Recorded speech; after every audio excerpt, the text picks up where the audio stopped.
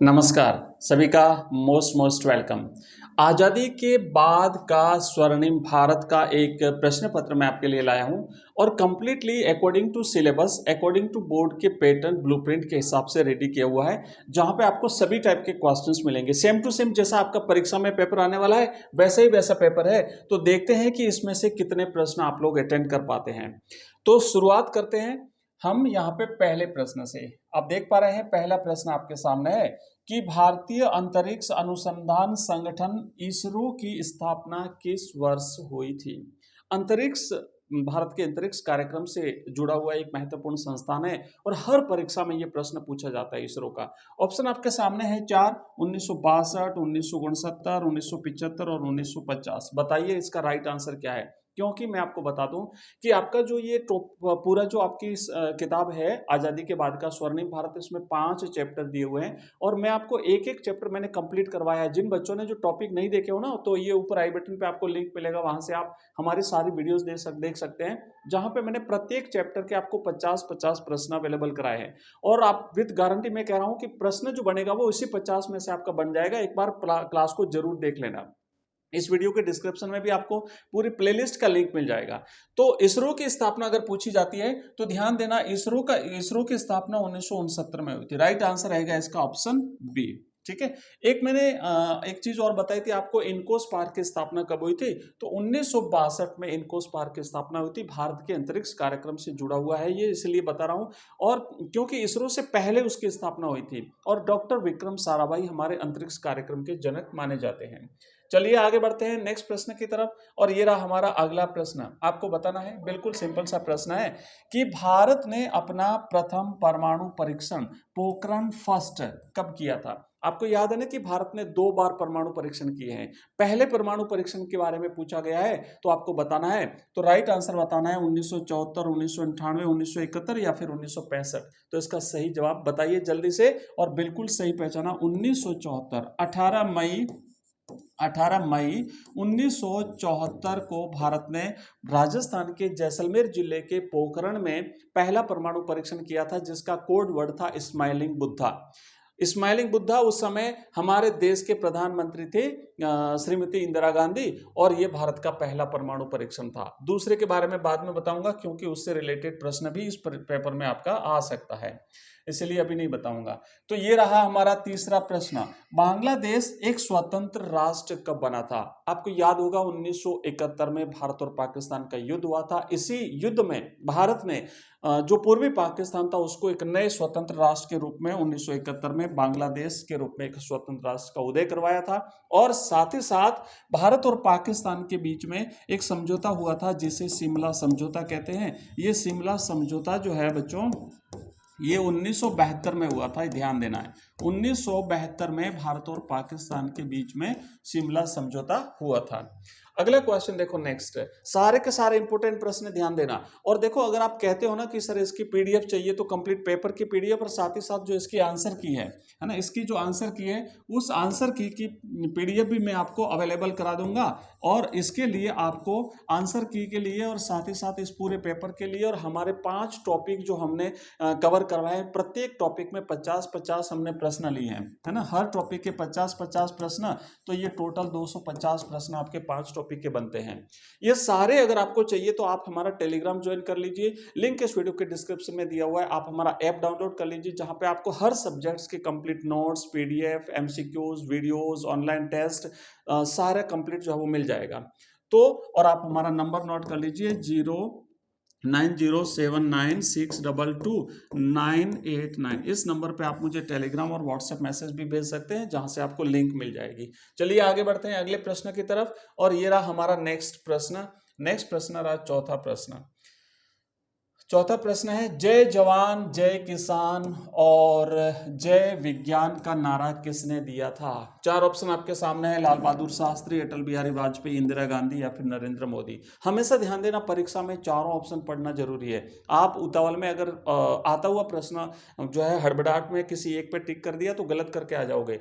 तो चारों ऑप्शन पढ़ने के बाद हमें पता चल रहा है कि ये जो नारा था वो अटल बिहारी वाजपेयी जी ने दिया था। क्यों? क्योंकि इसमें जय विज्ञान भी जुड़ गया है। और अगर केवल ये पूछा जाए जय जवान जय किसान का नारा किसने दिया, दोनों कंफर्म कर देता हूं, क्योंकि परीक्षा में अगर इतना पूछा कि जय जवान जय किसान का नारा किसने दिया तो गलत हो जाएगा अगर आपने वाजपेयी जी किया तो उस समय आपको करना है लाल बहादुर शास्त्री। जय जवान जय किसान का नारा शास्त्री जी ने दिया था, हमारे भारत के दूसरे प्रधानमंत्री। और जय जवान जय किसान और जय विज्ञान का नारा अटल बिहारी वाजपेयी ने दिया था। चलिए आगे बढ़ते हैं। नेक्स्ट प्रश्न है हमारा ये रहा, पांचवा प्रश्न। 1991 की नई आर्थिक नीति का मुख्य आधार क्या था? तो भारत ने 1991 में अपनी अर्थव्यवस्था का उदारीकरण किया था। और उस समय भारत ने जो किया था वो राष्ट्रीयकरण, उदारीकरण, निजीकरण, वैश्वीकरण, सहकारी या उपयुक्त में से कोई नहीं। ऑप्शन बी इसका राइट आंसर है। उदारीकरण, निजीकरण और वैश्वीकरण, जिसे एलपीजी कहते हैं। L for liberalisation, P for privatisation, G for globalisation. तो इसका मुख्य आधार हमारा ये था। ऑप्शन बी इसका सही आंसर है। चलिए नेक्स्ट प्रश्न की तरफ बढ़ते हैं आगे। और ये रहा अगला प्रश्न। सूचना का अधिकार आरटीआई अधिनियम कब लागू हुआ? आर का मतलब होता है राइट, RIGHT, राइट टू, और I for information, INFOR, right to information, है ना। सूचना का अधिकार अधिनियम 2005 में, 2005। ऑप्शन बी इसका सही आंसर है। तो देख लो, आप अनुमान लगा सकते हो कि इसमें से कितने क्वेश्चंस आपको आ रहे हैं। आगे बढ़ रहे हैं और ध्यान देना, परीक्षा में बिल्कुल सेम टू सेम आपका इसी प्रकार का पेपर आएगा। अगर आप लोग कमेंट करते हो ना तो मैं आपको पिछले 2 से 3 साल के पेपर मेरे पास अवेलेबल है, मैं वो पेपर भी आपको सॉल्व करा दूंगा, क्योंकि कई बार रिपीट होते हैं। कम से कम ये जो हमारी आज़ादी के बाद का स्वर्णिम भारत है, इसमें तो 100% प्रश्न जो है वो बार बार रिपीट होते हैं। तो आप कमेंट कर देना कि सर पेपर अवेलेबल करा दो, है ना, पेपर अवेलेबल करा दो, प्रीवियस ईयर्स पेपर अवेलेबल करा दो, ऐसा कमेंट डाल देना कमेंट बॉक्स में, तो मैं आपको इसका पेपर भी अवेलेबल करा दूंगा। नेक्स्ट देखो, अगला क्वेश्चन है हमारा, छठा प्रश्न है कि नीति आयोग का अध्यक्ष कौन होता है? नीति आयोग जो है ना, इसको लिखते हैं NITI, ये नीति आयोग है हमारा। पहले इसके स्थान पर योजना आयोग होता था, प्लानिंग कमीशन होता था। 2014 में प्लानिंग कमीशन को भंग कर दिया गया और 1 जनवरी 2015 को नीति आयोग की स्थापना की गई है। ये भारत सरकार का थिंक टैंक होता है और इसके अध्यक्ष प्रधानमंत्री होते हैं। हमारे देश के प्रधानमंत्री जो है वो इसके अध्यक्ष होते हैं। तो सही जवाब हुआ ऑप्शन स इसका राइट आंसर है। चलिए नेक्स्ट अगला क्वेश्चन है, भूदान आंदोलन, मोस्ट इंपोर्टेंट प्रश्न है। भूदान आंदोलन के प्रणेता कौन थे? महात्मा गांधी, विनोबा भावे, जयप्रकाश नारायण या फिर डॉक्टर वर्गीस कुरियन? तो बच्चों राइट आंसर रहेगा विनोबा भावे जो है वो भूदान आंदोलन के प्रणेता रहे थे। अगले प्रश्न की तरफ बढ़ते हैं और नेक्स्ट रहा ये हमारा प्रश्न 9वां। प्रश्न है कि भारत की विदेश नीति का मूल सिद्धांत पंचशील किन 2 देशों के बीच समझौता हुआ था, हस्ताक्षरित हुआ था? तो बच्चों पंचशील में 5 सिद्धांत थे और ये भारत और चीन के बीच में, अब आप कल्पना भी नहीं कर सकते, लेकिन फिर भी भारत और चीन के बीच में ये समझौता हुआ था। हिंदी चीनी भाई भाई का नारा लगा था, लेकिन 1962 के युद्ध के बाद सब कुछ जो है वो स्वाहा हो गया। और तो ये समझौता जो है वो भारत और चीन के बीच में हुआ था। सही जवाब है ऑप्शन स। अगला क्वेश्चन आगे बढ़ते हैं नेक्स्ट। और ध्यान देना, मैं एक बात और बता दूं कि सारे के सारे प्रश्न इंपॉर्टेंट हैं। कल जब आपका एग्जाम हो जाए तो मुझे बताना कितने प्रश्न आपको इसमें से मिलते हैं। और जो हमने सीरीज जो जारी करी है ना, जिसमें हमने चैप्टर वाइज प्रत्येक चैप्टर के 50-50 प्रश्न आपको दिए हैं, वो तो 100% आपका पेपर कवर करेंगे। तो आगे बढ़ने से पहले एक बार अगर आपको ये क्लास पसंद आ रही है तो इस वीडियो को हाइप कर दीजिए। एक हाइप का ऑप्शन आता है, जैसे लाइक करते हैं वैसे हाइप करते हैं। एक बार प्लीज हाइप कर दीजिए, आपका कुछ नहीं जाएगा, बिल्कुल खर्चा नहीं लगेगा। आप इस क्लास को हाइप करिए ताकि ज्यादा से ज्यादा बच्चों के पास ये क्लास पहुंच सके। इतना सा आपसे एक रिक्वेस्ट रहेगा। नेक्स्ट प्रश्न हमारा यह है कि कारगिल युद्ध यानी ऑपरेशन विजय किस वर्ष लड़ा गया था? ध्यान देना, इस कारगिल युद्ध को ऑपरेशन विजय के नाम से भी जाना जाता है। 1999 में आपको याद होगा कारगिल युद्ध हुआ था भारत और पाकिस्तान के बीच में। और उस समय जो है ये 1999 आपको इसका राइट आंसर करना है। नेक्स्ट अगला क्वेश्चन है, देखो एक बार यहां से ये प्रश्न भी पूछा जाता है कि जब ऑपरेशन विजय हुआ था ना, कारगिल युद्ध हुआ था, उस समय पाकिस्तान के सैनिक शासक कौन थे, मतलब सेनापति कौन थे? तो वो थे जो बाद में जो पाकिस्तान के सैनिक तानाशाह भी बने थे, है ना, मुशर्रफ, आपको याद रखना है। जनरल परवेज मुशर्रफ। चलिए नेक्स्ट प्रश्न है, और ये रहा। अब रिक्त स्थान की पूर्ति वाले 5 प्रश्न हमारे सामने हैं। तो हमने देखो 10 ऑब्जेक्टिव टाइप के प्रश्न किए।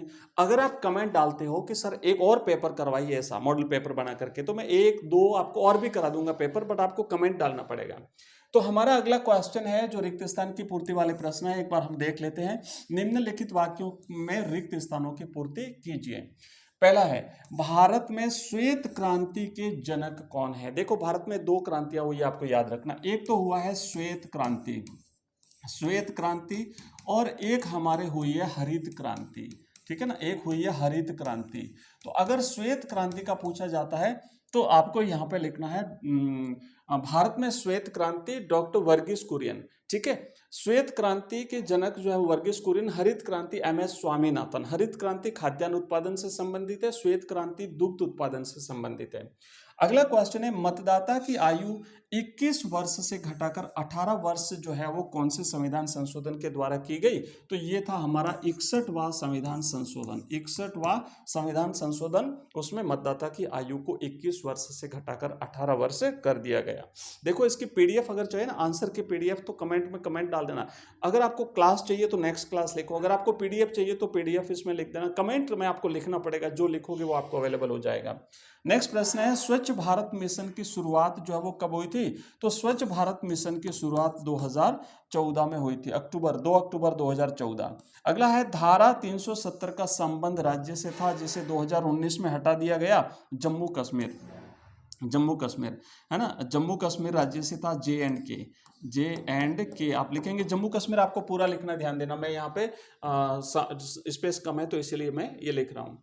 नेक्स्ट प्रश्न देखो, अगला प्रश्न है कि 1972 का शिमला समझौता भारत और पाकिस्तान के बीच हुआ था। भाई मैंने आपको बताया ना कि भारत और पाकिस्तान के बीच जो 1971 का युद्ध हुआ था, तो उसके बाद शिमला समझौता हुआ था। एक 1965 में भारत और पाकिस्तान के बीच में युद्ध हुआ था, ध्यान देना।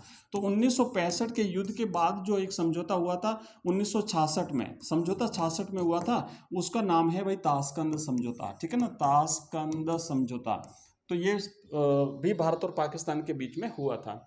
चलिए, तो यहां तक हमने रिक्त स्थान के प्रश्न भी कर लिए, और अब हमारे अति लघुतरात्मक प्रश्न है, एक एक लाइन के प्रश्न है, जो मैं आपको एक बार यहाँ पे केवल दिखाऊंगा। आंसर हम नहीं करेंगे, केवल प्रश्न दिखाऊंगा। आंसर हम, अगर आप लोग कहेंगे तो नेक्स्ट क्लास में मैं आपको अवेलेबल करा दूंगा, या उसकी PDF अवेलेबल करा दूंगा। जैसा आप लिखेंगे वैसा करा दूंगा, कमेंट डाल देना। प्रश्न देखते हैं कि प्रीवी पर्स क्या है। मैं देखो प्रश्न आपको यहाँ पे हम देख लेते हैं एक बार।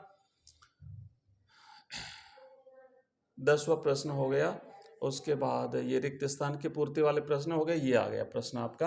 प्रश्न ये है भाई कि प्रीवी पर्स से आप क्या समझते हैं, बताइए। मैंने आपको जो प्रश्न करवाए थे ना 50-50 टॉपिक वाइज, उसमें मैंने कंप्लीटली इसके आंसर दे रखे हैं। नेक्स्ट प्रश्न है, मनरेगा का पूरा नाम लिखिए। तो इसका मनरेगा का नाम भी, साथ ही साथ इसका सन भी याद रखना, कब शुरुआत हुई थी, नरेगा से मनरेगा कब हुआ, कंप्लीट जानकारी आपको होनी चाहिए। भारत का मिसाइल मैन किसे कहा जाता है? बिल्कुल सिंपल सा आंसर है आपका। चकबंदी का क्या अर्थ है? गुट निरपेक्षता की नीति का क्या अर्थ है? बिल्कुल सिंपल से प्रश्न है, और 100% आपकी परीक्षा में आने वाले सारे के सारे प्रश्न हैं। सेक्शन बी देखिए, खंड ब जो है, इसमें से आपको 50 से 60 शब्दों में उत्तर लिखने वाले प्रश्न है। तो यहाँ पे पहला प्रश्न देखो कि बैंकों का राष्ट्रीयकरण के कोई 3 प्रमुख उद्देश्य लिखिए। आपको याद होगा 2 चरणों में भारत में बैंकों के राष्ट्रीयकरण हुए थे। प्रथम चरण में 14 बैंकों का, और दूसरे चरण में 6 बैंकों का राष्ट्रीयकरण हुआ था। तो क्या कारण था, क्यों राष्ट्रीयकरण किया गया, क्या उद्देश्य थे? अगला क्वेश्चन है, हरित क्रांति के सकारात्मक प्रभाव संक्षेप में बताइए। सब कुछ हम करा चुके हैं। नेक्स्ट है, राजीव गांधी काल में हुई संचार क्रांति पर टिप्पणी लिखिए। भारत में कंप्यूटरों का आना, साथ ही साथ संचार क्रांति के जनक कौन माने जाते हैं, बहुत सारी चीजें इससे रिलेटेड है जो मैं आने वाले क्लास में आपको कंप्लीटली कराने वाला हूँ। वैसे हमने इस टॉपिक को कर चुके हैं। अगला क्वेश्चन है, 1986 की नई शिक्षा नीति की मुख्य विशेषताएं बताइए। बहुत शानदार तरीके से हम पढ़ चुके हैं इसको। अगर आपने हमारी क्लासें नहीं देखी, केवल प्रश्न उत्तर ध्यान रखना, तो वो आपको ऊपर आई बटन पे लिंक मिलेगा, नहीं तो इस वीडियो के डिस्क्रिप्शन में पूरी प्लेलिस्ट बनी हुई है। 7, 8, 10 वीडियो है, आप पढ़ लीजिए। अभी भी टाइम है, एग्जाम में बिल्कुल पढ़ सकते हैं, आपकी शानदार तैयारी हो जाएगी। आपको दूसरा कहीं से कुछ भी नहीं पढ़ना पड़ेगा, बस आप तो वो वीडियो देख लीजिए, आपके जितने भी सवाल हैं सारे कवर हो जाएंगे। या फिर मैं अगर आंसर चाहिए ना डायरेक्ट, अगर इसके आंसर चाहते हो तो फिर वीडियो में कमेंट डाल देना कि सर आंसर अवेलेबल कराओ। कावेरी जल विवाद किन राज्यों के मध्य है, संक्षिप्त में समझाइए। आधार योजना ने सरकारी लाभ वितरण को कैसे सुगम बनाया, आपको जो है वो आंसर लिखना है। नेक्स्ट है वस्तु और सेवा कर जीएसटी, एक देश एक कर क्यों कहा जाता है, क्या कारण है, कंप्लीटली हम इसके बारे में कर चुके हैं प्रश्न। अगला क्वेश्चन है भूमि सुधारों के अंतर्गत हदबंदी लैंड सीलिंग कानून क्या है। नेक्स्ट है गरीबी रेखा से आप क्या समझते हैं, भारत में इसका निर्धारण कैसे होता है। अगला है गुजराल सिद्धांत क्या है, इसके बारे में बताना है। नेक्स्ट थोड़े और बड़े प्रश्न सेक्शन सी शुरू होता है जहां पे आपको 100 से 120 शब्दों में आंसर लिखने होते हैं। तो यहाँ पे प्रश्न देख लो। 14वां प्रश्न है कि 1971 के भारत पाक युद्ध और बांग्लादेश के निर्माण में भारत की भूमिका का वर्णन कीजिए। नेक्स्ट है 1991 के आर्थिक सुधारों के बाद भारत की अर्थव्यवस्था में आए बदलावों की विवेचना कीजिए।